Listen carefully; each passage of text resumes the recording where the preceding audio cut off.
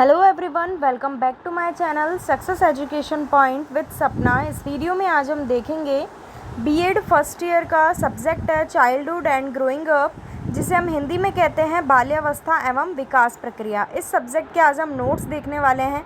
3 important topics को आज हम कवर करेंगे इस वीडियो में।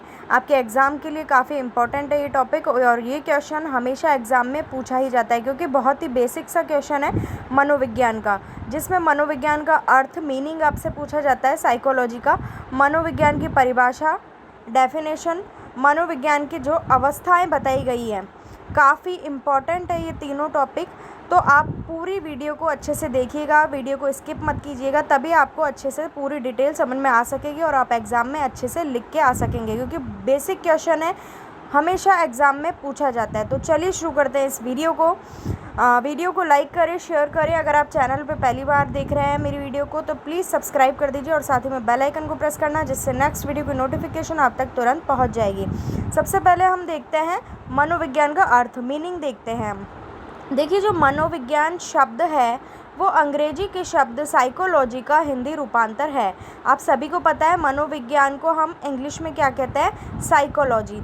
तो यहाँ वही बात कही जा रही है, मनोविज्ञान शब्द अंग्रेजी के शब्द साइकोलॉजी का हिंदी रूपांतर है, जो कि ग्रीक भाषा के 2 शब्दों से मिलकर बना है। ग्रीक भाषा के कितने शब्दों से? 2 शब्दों से मिलकर बना है, जिसमें पहला शब्द है साइकी और दूसरा शब्द है लोगोस। तो साइकी का अर्थ हम निकालते हैं आत्मा या फिर मन से, और लोगोस का अध्ययन करना या विचार करना। ठीक है, आगे देखिए, रुडोल्फ गोइकल ने सर्वप्रथम साइकोलॉजी शब्द का प्रयोग किया। ये फैक्ट है, ये आप ध्यान रखिएगा कि साइकोलॉजी शब्द का जो सर्वप्रथम प्रयोग था वो रुडोल्फ गोइकल ने किया था। साइकी का अर्थ भिन्न भिन्न समय पर भिन्न भिन्न रूपों में, जो 2 शब्द मैंने आपको बताया साइकी और लोगोस, यहाँ साइकी की बात चल रही है। साइकी का जो अर्थ है वो भिन्न भिन्न समय पर भिन्न भिन्न रूपों में, जैसे आत्मा या मन आदि के रूप में लिया जा सकता है। देखिए, मैंने आपको पहले बताया साइकी का अर्थ कहीं कहीं आत्मा से भी लिया गया है और कहीं कहीं मन से भी लिया गया है, जिसके फलस्वरूप मनोविज्ञान के जो अर्थ और परिभाषा में है वो बदलाव आता रहा है, चेंजेस आते रहे हैं। तो ये तो हो गया बिल्कुल सिंपल सा साइकोलॉजी का अर्थ। अब हम बात करते हैं साइकोलॉजी की जो है डेफिनेशन की, मनोविज्ञान की परिभाषाएं। देखिए, आपसे कोई भी क्वेश्चन पूछा जाता है तो आपको डेफिनेशन ज़रूर लिखनी चाहिए, चाहे उसमें आपसे पूछी नहीं गई हो तो भी आपको लिखनी चाहिए, क्योंकि एग्जामिनर के पास देखिए इतना टाइम नहीं होता कि वो आपकी पूरी कॉपी चेकआउट करेगा।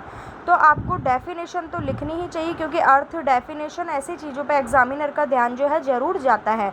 तो आप अच्छे से 2 या 3 परिभाषा लर्न कर लीजिए, और ये जो तीनों परिभाषाएं हैं काफ़ी इजी लैंग्वेज में मैंने बताई हैं। वॉटसन के अनुसार देखिए क्या वॉटसन ने परिभाषा दी। व्यवहारवादी मनोवैज्ञानिक थे वॉटसन। इन्होंने कहा मनोविज्ञान व्यवहार का शुद्ध विज्ञान है। अभी आप अवस्थाएं पढ़ेंगे उसमें आपको पता चलेगा कौन सा व्यवहार, कौन सा जो है मनोविज्ञान की अवस्थाएं किसने दी। तो वॉटसन ने जो है व्यवहार का विज्ञान दिया था। तो इन्होंने परिभाषा भी उसी तरीके से दी कि मनोविज्ञान जो है व्यवहार का, याद कर लीजिएगा, और इसके शब्दों में आप फेरबदल मत कीजिएगा, क्योंकि परिभाषाएं एज इट इज़ ही आपको लर्न करनी पड़ेंगी, तभी जो है आपके अच्छे नंबर आ पाएंगे। तो मनोविज्ञान व्यवहार का शुद्ध विज्ञान है, ये किसने कहा? वॉटसन ने कहा। नाम जरूर लिख के आइएगा। सेकंड है, स्किनर ने क्या परिभाषा दी? मनोविज्ञान व्यवहार और अनुभव का विज्ञान है। हमारा जो व्यवहार होता है और हमारे जो एक्सपीरियंस होता है, अनुभव होता है, उनका विज्ञान है क्या? मनोविज्ञान। किसने दी? स्किनर ने दी। थर्ड है, क्रो एवं क्रो के अनुसार मनोविज्ञान मानव व्यवहार और मानव संबंधों का अध्ययन है। मानव का जो व्यवहार है और मानव के जो संबंध है उनका अध्ययन है। क्या है? साइकोलॉजी। किसने दी? क्रो एवं क्रो ने। ठीक है, तो ये 3 परिभाषाएं आप जरूर अच्छे से लिख के आइएगा। अब हम बात करते हैं मनोविज्ञान की अवस्थाओं की। मनोविज्ञान की 4 अवस्थाएं मानी गई है। प्रथम अवस्था है आत्मा का विज्ञान, सेकंड है मन का विज्ञान, थर्ड अवस्था है चेतना का विज्ञान, और फोर्थ अवस्था है व्यवहार का विज्ञान। ये चारों अवस्थाएं आप अच्छे से याद कर लेना। फर्स्ट आत्मा का विज्ञान, सेकंड मन का विज्ञान, थर्ड चेतना का विज्ञान और फोर्थ है व्यवहार का विज्ञान। तो अब प्रश्न ये आता है, क्या एक अवस्था से काम नहीं चल सकता था? क्यों मनोविज्ञान की चार जो है अवस्थाएं देनी ही पड़ी? तो ये प्रश्न आपके मन में ज़रूर आया होगा कि 4 अवस्थाओं की ही ज़रूरत क्यों पड़ी, 1 या 2 से भी तो काम चल सकता था, तो क्यों पड़ी उसका जवाब अब आपको आगे मिलेगा। देखिए, पहली अवस्था थी आत्मा का विज्ञान। शताब्दी कौन सी थी? 16वीं शताब्दी के जो यूनानी दार्शनिक थे कौन कौन थे, नाम याद कर लीजिएगा। प्लेटो, अरस्तु, गैरेट और डेकार्ट।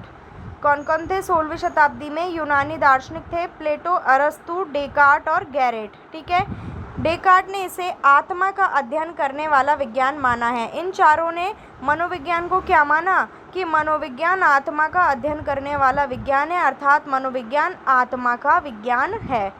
लेकिन इसमें क्या ऐसा हुआ जो दूसरी जो है अवस्था लानी पड़ी, जिसका नाम था मन का विज्ञान। अब देखिए, आत्मा है, आत्मा को क्या हम देख सकते हैं या किसी ने कभी देखा है, या किसी ने कभी आत्मा को छुआ है, फील किया है, टच किया है, कुछ किया है? नहीं। तो यही एक रीज़न था, इसलिए इसके अस्तित्व को प्रयोग द्वारा प्रमाणित नहीं किया जा सकता। इसका जो अस्तित्व है, जो स्वरूप है, उसके ऊपर क्या हम प्रैक्टिकल कर सकते हैं? नहीं कर सकते। ठीक है, क्योंकि आत्मा को ना किसी ने देखा है, ना किसी ने छुआ है, ना कुछ फील किया है, ना अनुभव। तो इसके अस्तित्व को प्रैक्टिकल द्वारा जो है प्रमाणित नहीं किया जा सकता। अतः ये किसका विषय है? दर्शन का विषय है, विज्ञान का नहीं है। तो ये रीज़न था कि आत्मा का विज्ञान जो है कैंसिल, और फिर दूसरी अवस्था आती है कौन सी? मन का विज्ञान। तो हम दूसरी अवस्था के बारे में बात करते हैं।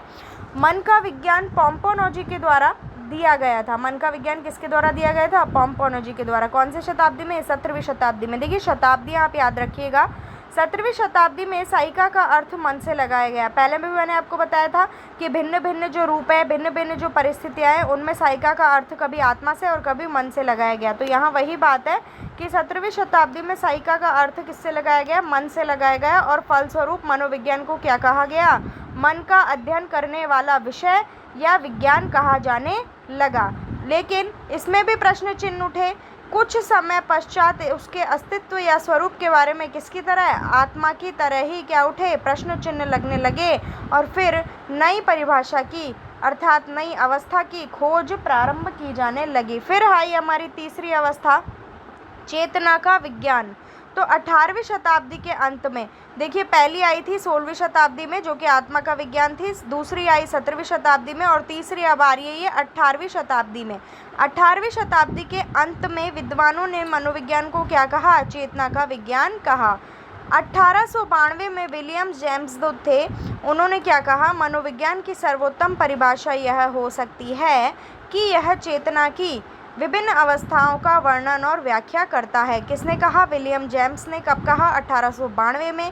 क्या कहा? कि मनोविज्ञान की सर्वोत्तम परिभाषा यह हो सकती है कि जो ये चेतना की विभिन्न जितनी भी अवस्थाएं हैं चेतना की, उनका वर्णन और क्या करता है? व्याख्या करता है। मतलब पूरी तरीके से इसको क्या कर रहा है? एक्सप्लेन करता है। आगे देखिए, वियना के चिकित्सक सिगमंड फ्राइड के अनुसार, वियना के जो प्रसिद्ध चिकित्सक थे सिगमंड फ्राइड, जिनका नाम आपने काफ़ी सुना होगा साइकोलॉजी में, सिगमंड फ्राइड, इन्होंने जो है मन के 3 स्तर बताए थे। कौन कौन से? चेतन, अर्धचेतन, अवचेतन। पहले इन तीनों में मैं आपको डिफरेंस बता देती हूँ। चेतन क्या होता है, अर्धचेतन क्या होता है, अवचेतन क्या होता है। देखिए, चेतन होता है जब हम जागते हैं, काम करते रहते हैं, चेतन अवस्था अर्थात जागृत अवस्था। ठीक है। सेकंड होता है अर्धचेतन, आधी जागृत अवस्था, जिसमें हम आधे रूप से जागे हुए होते हैं। ठीक है। अवचेतन होता है जब हम सो जाते हैं, तो उसको कहते हैं हम अवचेतन। लेकिन हम सो जाते हैं तब भी हमारा माइंड जो है कहीं ना कहीं काम कर रहा होता है। तो अब देखिए, मनोविज्ञान में केवल चेतन अनुभूतियों का ही नहीं वरन अर्धचेतन अवचेतन मन की प्रक्रियाओं का भी अध्ययन होता है। क्या कहा गया? मनोविज्ञान, इसको क्या कहा जा रहा है? चेतन अवस्था, तो चेतना का विज्ञान। तो इसमें देखिए अब क्या कमी हुई, जो चौथी अवस्था लानी पड़ गई। मनोविज्ञान में केवल चेतन अनुभूतियों का ही नहीं वरन अर्धचेतन का और अवचेतन मन की प्रक्रियाओं का भी अध्ययन हो रहा है। केवल चेतन का नहीं हो रहा, साथ में किसका हो रहा है? अर्धचेतन और अवचेतन का भी हो रहा है। चेतन प्रक्रियाएं मन का केवल अंश मात्र है। जैसे देखिए, इन्होंने कहा चेतना का विज्ञान है मनोविज्ञान, तो और ये क्या कह रहे हैं कि चेतन जो प्रक्रियाएं हैं वो केवल क्या है? मन का केवल अंश मात्र है, मतलब थोड़ा सा हिस्सा, और जो अधिकांश भाग आता है वो अर्धचेतन या अवचेतन होता है। है ना। तो अधिकांश भाग किस में गया, अर्धचेतन और अवचेतन में गया। तो यदि मनोविज्ञान को अपन कह रहे हैं चेतना का विज्ञान, तो मन का अधिकांश भाग मनोविज्ञान के अंतर्गत आएगा ही नहीं, क्योंकि वो तो केवल अंश मात्र है। और ज़्यादा किस में है, अधिकांश भाग अर्धचेतन या अवचेतन में। तो यही एक रीज़न था कि ये भी अवस्था ज़्यादा नहीं टिक पाई। फिर फोर्थ आती है हमारी चतुर्थ अवस्था, व्यवहार का विज्ञान। और आज आपसे पूछे आज मनोविज्ञान किस अवस्था में है, तो आज मनोविज्ञान व्यवहार का विज्ञान है। व्यवहार की अवस्था में ही है मनोविज्ञान अभी वर्तमान में। तो व्यवहार का विज्ञान वॉटसन ने दिया था, नाम याद रखिएगा वॉटसन।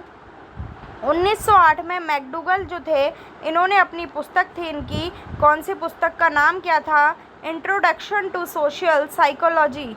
ये बुक का नाम याद रखना, मैकडूगल की पुस्तक थी ये। इन्होंने 1908 में अपनी पुस्तक इंट्रोडक्शन टू सोशल साइकोलॉजी में व्यवहार शब्द का प्रयोग किया। 20वीं शताब्दी में व्यवहारवादी मनोवैज्ञानिक वॉटसन ने मनोविज्ञान को क्या कहा, व्यवहार का विज्ञान कहा। कौन सी शताब्दी में, 20वीं शताब्दी में किसने कहा, वॉटसन ने कहा व्यवहार का विज्ञान, मनोविज्ञान को। व्यवहारवादियों ने मनुष्य के बाह्य व्यवहार पर बल दिया। उसके अनुसार मनोविज्ञान का विषय कैसा होना चाहिए, वस्तुनिष्ठ होना चाहिए। वस्तुनिष्ठ का क्या मतलब होता है, जिसे हम देख सके, सुन सके, फील कर सके और परख सके। आज मनोविज्ञान के अंतर्गत न केवल बाह्य व्यवहार आता है, वरन जो आंतरिक अनुभूतियां हैं मनुष्य की, वो भी सम्मिलित होती हैं। तो आपको अच्छे से जो है समझ में आया होगा मनोविज्ञान का अर्थ क्या है, परिभाषा क्या है, अवस्था क्या है, क्यों 4 अवस्थाएं लानी पड़ी, 2 से 3 से काम नहीं चल सकता था। तो मैंने आपको पूरा एक्सप्लेन कर दिया क्यों 4 अवस्थाएं लानी पड़ी। और आज जो मनोविज्ञान वर्तमान में है वो व्यवहार का विज्ञान ही है। तो इस तरीके से आप अगर एग्ज़ाम में लिखेंगे तो आपके काफ़ी अच्छे नंबर आएंगे। बहुत इंपॉर्टेंट नोट्स हैं ये। तो आपका एग्ज़ाम भी पास ही है। 12 जुलाई को जो बिहार यूनिवर्सिटी का पेपर है, उसके लिए ये वीडियो यूज़फुल है। और जितनी भी यूनिवर्सिटीज़ हैं सारी जिसमें ये सब्जेक्ट है, उनके लिए, सभी के लिए इम्पॉर्टेंट है एज़ यूजुअल। तो आप अच्छे से तैयार कर लीजिएगा। मिलती हूँ मैं आपसे नेक्स्ट वीडियो में। चैनल को सब्सक्राइब जरूर कर लेना, साथ ही में बेल आइकन को प्रेस कर लेना। Thank you for watching my video.